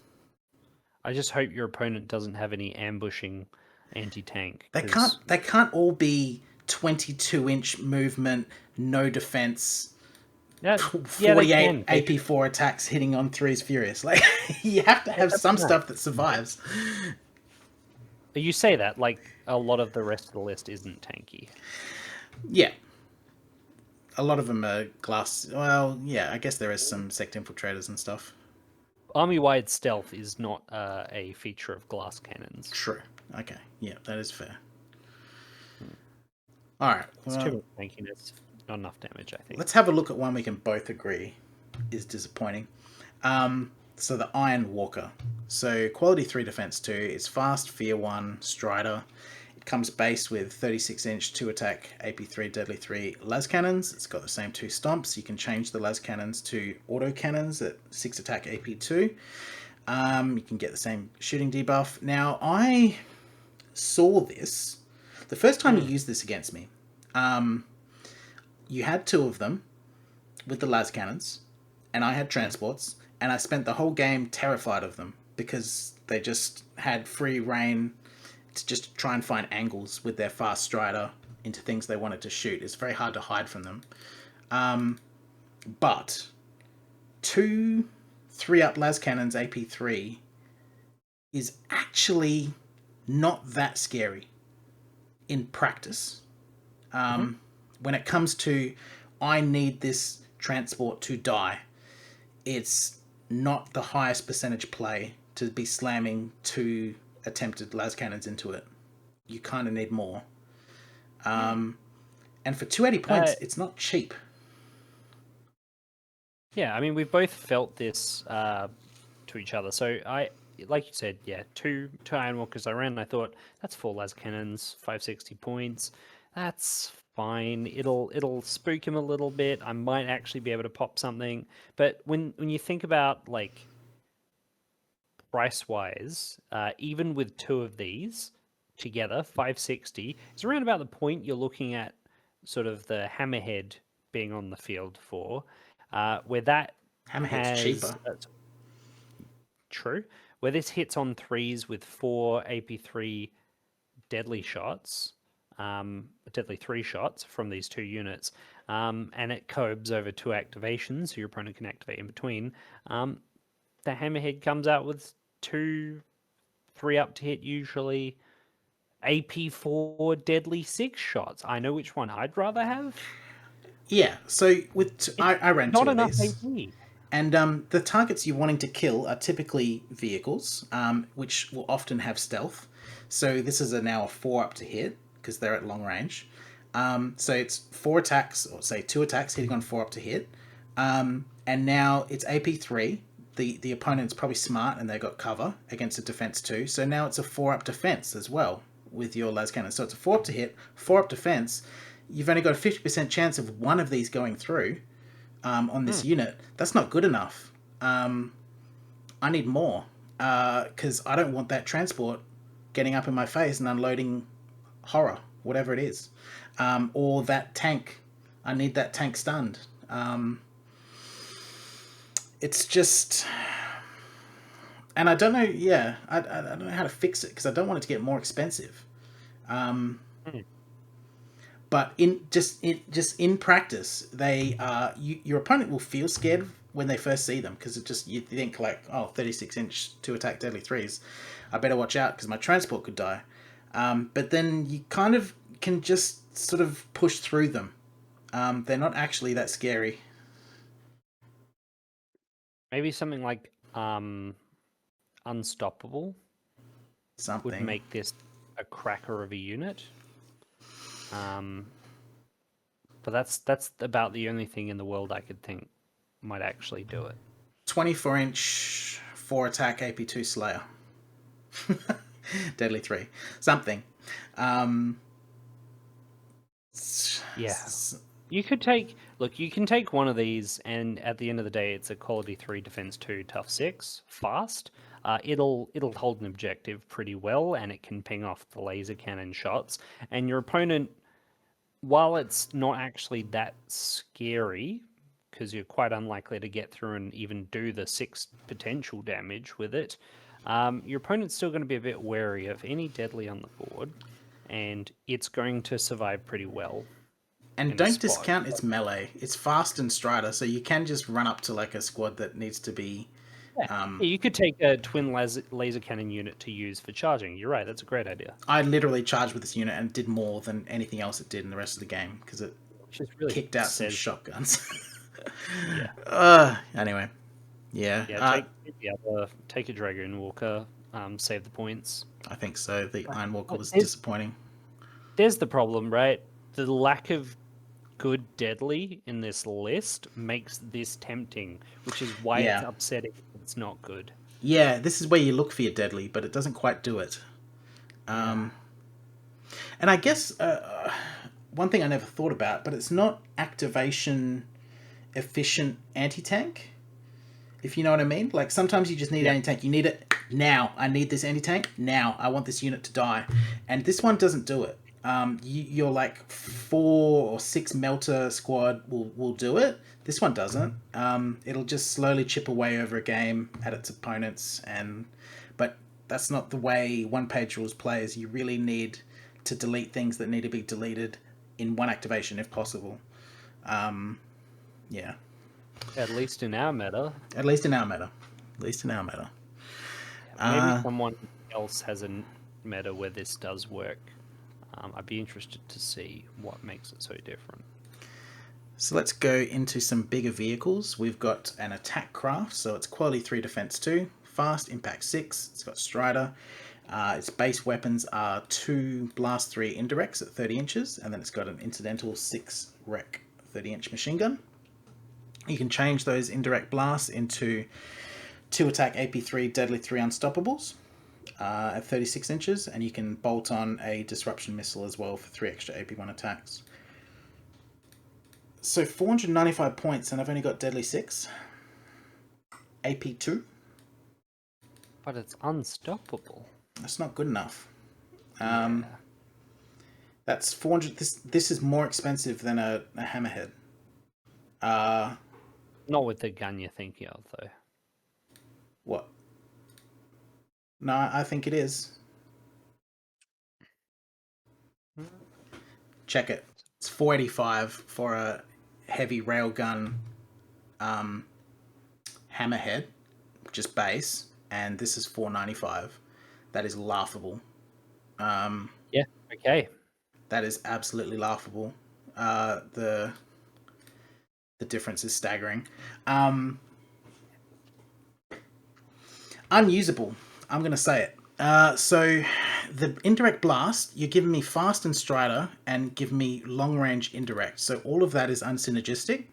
I either want a slow unit or an immobile unit with 30-inch indirect, so I don't have to move and I can just get a very cheap indirect blast. But I'm getting a very expensive indirect blast because I'm getting these fast and strider wolves, which are going to give me a penalty. And impact 6. And then for my deadly option, I can now move and shoot this. But a 2 attack AP2 deadly 3 is wimpy. That is wimpy. Unstoppable is great. I'm not going to say Unstoppable is bad, but I want more AP, and I want more shots for 495 points. I don't know where the points go here. I was about to say, I don't know how this calculation came out, but this is garbage for me. It's the range. It's 8 shots at 30 plus. It's got to be the range that does it.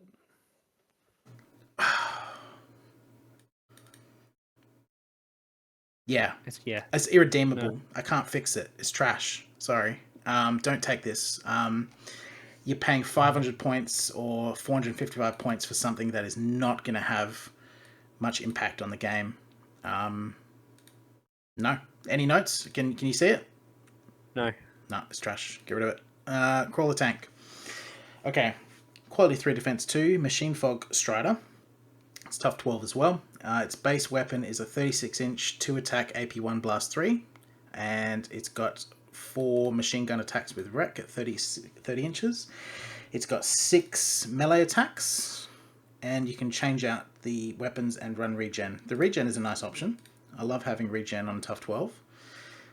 We can change out these blasts for either 8 attack wreck, a 2 attack AP3 deadly 3 at 36 inches and more machine gun shots, or a 36 inch 6 attack AP3 unstoppable. And now it's 500 points.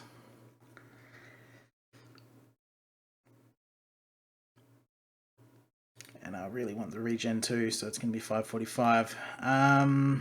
It's so frustrating. It's spent points on having better melee, but it's lost the fast. And no fear.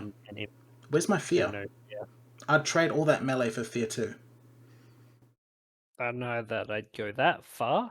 The fact that it can hit back is kind of nice, but then you got to look at the weapon profiles. It feels hard to justify them. You're not building for like a particular heavy weapon. I guess you could go for the Icarus AA system, and now you've got something real spooky for aircraft. But is it 6 attacks, AP3 unstoppable 36-inch. I mean, this can target them from the start of the game. Yeah, Phil. It'll knock half off them. Yeah, but 545 points for the privilege. 505 if you don't have regen. You should have regen. You should. You gotta luck out pretty big time for it to actually pop an airplane. I guess this would work well against things. Yeah, it'd work well against artillery, but it's everything's so long range. This is the killer. The range. I don't need 36 inches on my blast. I'll trade it for more blasts. What if you go twin P cannons? What if you just go max rec blaster? How many have we got? We've got 12 attacks. It's for 470 points. You could get, how many of those robots could you get, which also have regen? So we could have 2 of the robots, and they'd have more shots and more wounds. No, same wounds. Yeah, no, I can't see this one either. Can't see it either. It's a bit sad. The vehicles are pretty underwhelming. Yeah, you got all these really cool high output machine cults with bad machines. Yeah, and the machines are just ain't it. Except Mr. 190 point Taser Lance. Dragoon Walker. Yeah. Alright, well let's go to aircraft. So Archfighter, quality 3 defense 2. It's got the aircraft rule, of course, it's tough 6. Great. It's got 4 machine guns at 30 inches. It's got your favourite rule, strafing. Really quite nice. I've played this, and this is actually kind of impactful. Yeah. Do you want to talk about your very first experience using strafing? Yeah. It saved me a bit because it just moved forward, dropped the priests, shock priests, onto something. Shock priest went and deleted something, and on its way it gets to drop these blasts, which are AP1, so really nice. At quality 3 too. And then it just kept moving back and forward all throughout the map, just bombing things. Really good. Anywhere, and it's not hard to use strafing.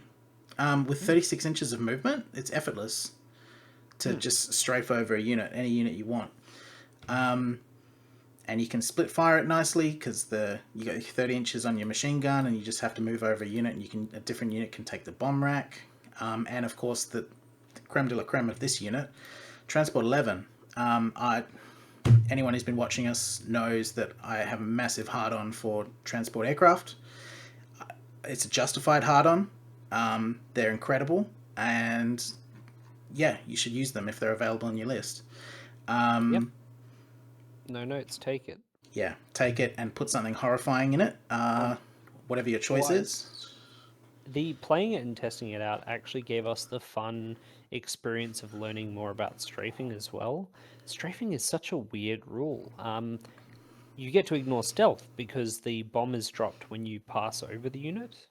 But on the flip side, For Dow, because I was really thinking about that bomber, you lose the targeting visor on it because you are too close when you drop the bomb. Not I these will say guys. as well, I didn't realize this, but what actually made me realize this was Don't Think Just Charge. Shout out to them as well. I watched their Dow video just to see if they had some different thoughts, and of course we all do. And one of the things they point out, yeah, target visor doesn't work. And then we saw in play here, stealth didn't work. Because at the When you point were you're doing targeting, your strafing, you're 1 inch. So yeah. So it's got some really weird niches. Check your army that you have strafing in, and check your opponents. There's some weird interactions there, and some of them are good, some of them not so good. But yeah, I love strafing. yep, Archfighter is definitely a winner. Also, Definitely you can strongly consider soften up. taking it. You can soften up the unit that you charge before you charge it Yes. potentially. Not that you would with the shock priest because they'll eat anything, but It'll force morales. 2 attack AP1 blast hitting on 3s is good for hitting morales on infantry. mm. Yeah, just a good unit. Now that I think about it, is this the same output as the crawler tank? Blast 3 AP1 and 4 attacks, and this is Blast 3 AP1 and 4 attacks, and it's way cheaper, and it does, oh my god, crawler tank. It's literally a crawler tank that moves 36 inches and delivers transport. Yeah, the blast lose the range because this just flies over the range Yeah, instead. it's got a longer range. Yeah, and slap things inside it for cheaper. Yeah, Okay. got it. Yeah, All right, let's have a look at the final one. The Arc Gunship. So same stat line: aircraft, machine fog, tough 6, quality 3, defense 2. It's got two attack 30-inch rec machine gun. It's got a 2 attack AP3 deadly 3, and it's got a 4 attack 18-inch rec. It's a weird stat line of weapons. For 390 points. That's a no from me, dog. I'll just. This is an archfighter. Whatever this model is should be an archfighter. yeah. I saw this. I'm like, oh, another source of laser cannons. I went, same number of shots as the Iron Walker. Probably more usable because you can pretty much decide if you can hit anyone. And I look to the rest of the weapons. I go, okay, now it's 390 points to just get a tickle of other shots. Just nothing burger. You're right, take the Archfighter. If you really desperately want the laser cannons, take a Iron Walker and use the extra points to build a good list. With the rest of your army, it's just not worth it. Yep, Yeah, I can't see it. not many good vehicles, but the ones that are good are great. All right, so let's have a look at some lists. So, do you want to do mine first or your first? You'll go yours. Yeah, we made 2 this time. We made 1 each. All right, let's have a look. All right, so this is my list that I'd be running or have run in machine cults. So let's go through it. So shock priests, just 10 shock priests with the rending. They're going to be in the transport aircraft. Just delivers pain at any point on the map when I want it. We've got the 2 units of 5 Sect Infiltrators, just be forward pressure and be incredibly annoying and push around the other scouts and just take a lot of fire onto themselves to let the rest of the army come up. We've got a Raider Cavalry bomb, so it's combined unit of 6 Raider Cavalry with the rending shooting leader also as cavalry, total 39 shots on turn 1, scouting, all of it rending. Just delete whatever you want to delete. And 2 Iron Walkers. So this is after practice. This is the one questionable thing in the list now. Everything else proved itself. These Iron Walkers did not. So this is where you should consider changing this out to something else. But yeah, what do you think? Yeah, it's when I saw your list still had the Iron Walkers. Obviously this is the list that you play tested against me. In theory, worked pretty well.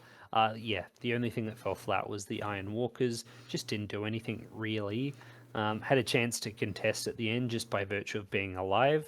You could have got that for cheaper points. You could have got the taser lancers, which would have served you much better. And These two yeah, could have been almost another stack of shock priests with a transport plane. Just have well, two of I them. mean, they could have been two walking stack of shock priests, and they would have done more Yeah. than the Iron Walkers did. Yeah. So, Yep. um, but yeah. So aside from that, the rest of the list, yeah, I mean, dropping This shock unit priest, is scary. Arc Fighter, That's a lot yeah. of damage coming out. And these are really annoying.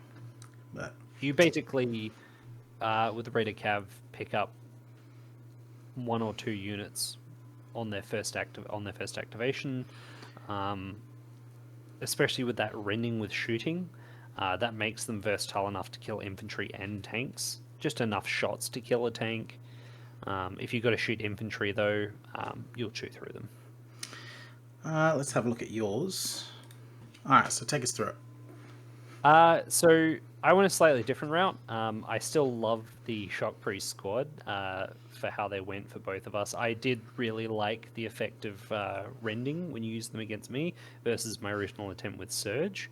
And I think you need anti-tank in this list. And now, having tried the Iron Walkers, I think 3 times, I can't get them to work. And having experienced what it's like to have 20 rending melee attacks hit you, and melee Slayer on the Shock Priest, they're enough anti-tank for the list. So I Yeah. thought, okay, what do I want to kill?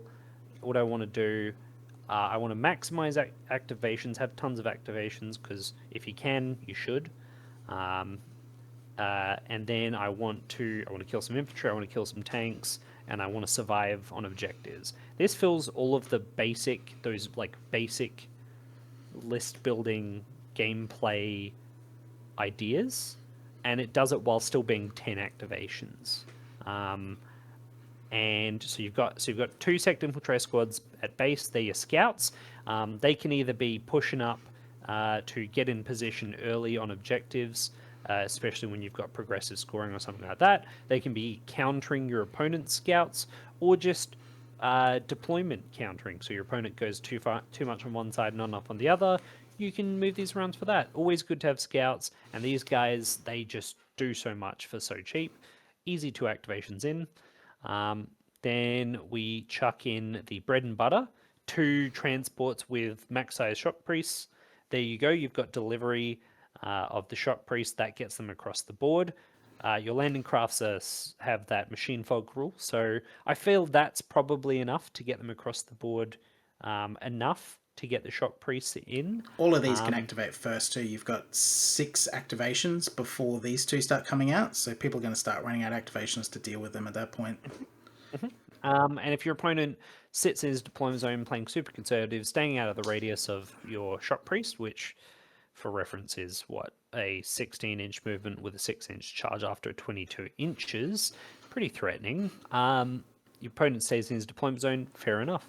I guess you just move up a bit to some obscuring cover, and turn 2 you hit him instead, and you get board control. And then we've got the Dragoon Walkers. Again, lovely machines, 190 points. They will hit something. They would hit something like Sect Infiltrators and cook them pretty solidly in melee. Maybe specifically not Sect Infiltrators, because of the grounded stealth and machine fog would both trigger, which, yeah, really good. But that ability to cycle charge, hit something that's already been hit, the tankiness, they're like a threat that your opponent will either ignore, or if they target, they're not targeting your landing craft, so you're safe. I think just they're a great option. They go along well with the landing craft too. You've got 4 tough 6 defense 2 units moving up. Your opponent probably won't have enough to crack through, them all, let alone half of them. And then you've got just 2 squads of Cult Rangers with your plasma carbines and versatile attack. I think it's good to have a couple of infantry units, 5-man, sitting somewhere not super advanced, but near some objectives, just to hold them, defend them, provide support to other units. I think that's a very nice piece to have in an army, and now that nice piece has 4 shred shots and 2 plasma shots in it. Hitting on 3s if you'd like, or maybe you could get the extra AP if you're feeling it. Yeah, it's a good weapon output. Those plasma carbines can ping a morale check on a separate unit, but so could the red fusels be used for that just as well. And they're cheap.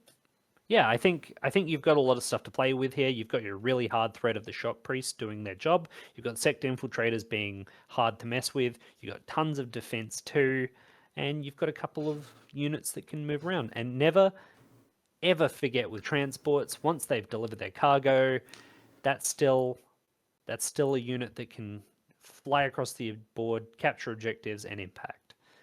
Um, yeah, that's the idea. What do you think? Yeah, I reckon baby those priests and let the Dragoon Walkers and the Sect Infiltrators pull all the fire onto themselves and get these delivered and Ooh. potentially 2 game-winning charges. And yeah, the transports afterwards can do their thing. Yeah, I think the 10 activations is also going to carry a lot because it's nice to have 10 activations in your pocket when you've got a nasty melee charge because it means you can wait your opponent out. And if they run out of activations, then yeah, it's go time. You're going to get smacked. So good. No notes. I like it. Let's talk about the list generally. Okay, so should we just get out of the way? What are we grading machine cults? What tier? Do you want to go first? Yeah. So there's definitely some absolute standout units. You may have guessed we're both pretty big fans of Sect Infiltrators.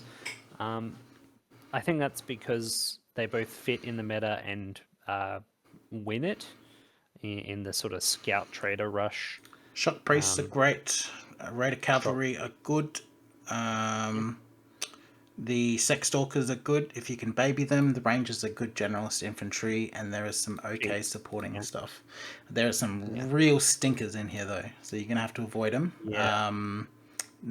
The attack craft and the crawler tank and some of the walkers. I think whenever we do like a tier, it's hard to say exactly what we're judging by. If we're going by purely competitiveness, I'd probably put these. I'd probably put them B. I don't think. I think they'd be C if they didn't have so much source in those like 2 or 3 units. But at the same time, you kind of have one real idea that you can build a list around with these guys. They just don't have the versatility of units. And when you come up against certain armies, like you come up against Titan Lords, I feel like you're just gonna get folded, to be honest. So I'm gonna put them at a high C.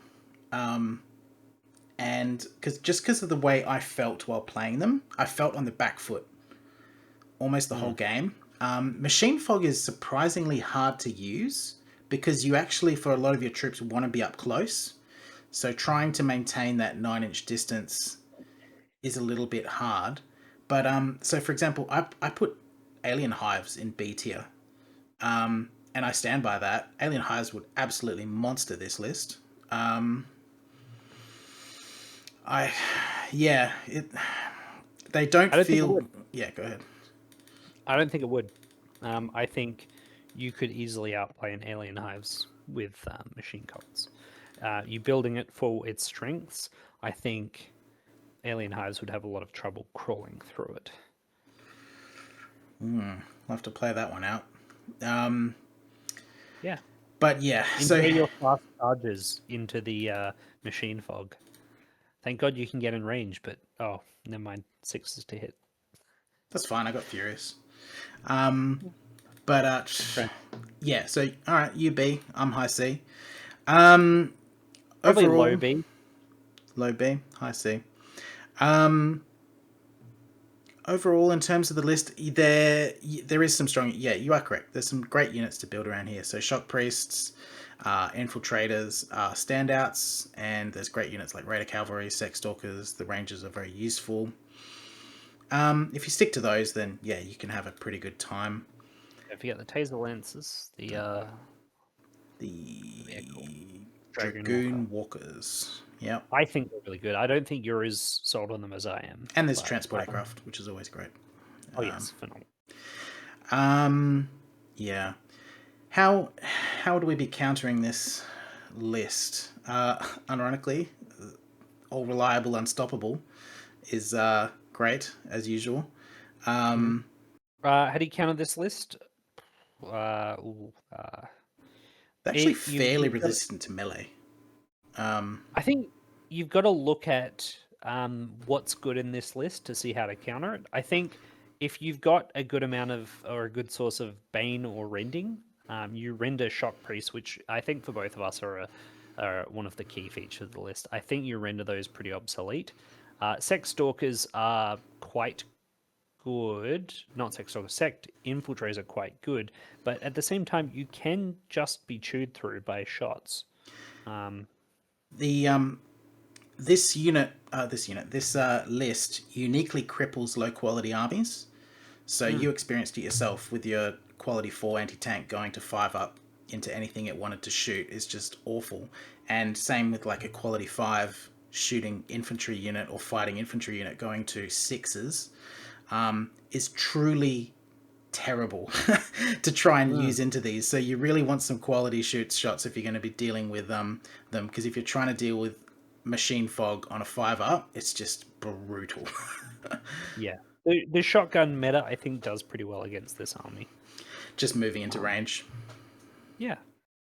Ironically, though, the Sect Infiltrators can help you with that, Yeah. because they can outfight most scouty shotgun units pretty Well, yeah, well. if the shotgun's within range to fire at these guys are in range to charge. And honestly, two attack surge with neg Quality 1 to be 3. hit, quality 3, yeah. Well, they don't get the -1 hit when they charge, but yeah, Well, they if get they the charge grounded them. stuff.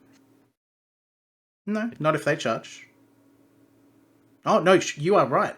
You are Yeah. right. That kicks in. Grounded Okay. stealth is excellent. The Jeez, ground one stealth. situation where it doesn't activate is you're not near cover, and if there's not enough terrain for you to always be near cover in the game, you're probably playing with too little. Another Don't win take for these you, on an Sect open field Infiltrators. map. Don't take Sect Infiltrators on an open field map. That would not work. Don't play on an open field map. We're playing OPR. You need 33% or more of the board, some kind of terrain. Mm. Um, yeah. Okay. Any final things to say about Machine Corp? I think for entertainment as an army to play and to play against, you really, really want some of the other units to be more viable, so that you can have variety of play in this list. Because I think there's two or three sort of changes you can make to a list, but it'll still function roughly the same in how it plays out. So, which is fun, but I could see it getting old when you sort of there's no much adaptation you can do, and your opponent's going to feel like the same thing every time he's fighting you. So I I like them. I want them to be more versatile. All right. That'll do us for this week. Have a good one, everyone.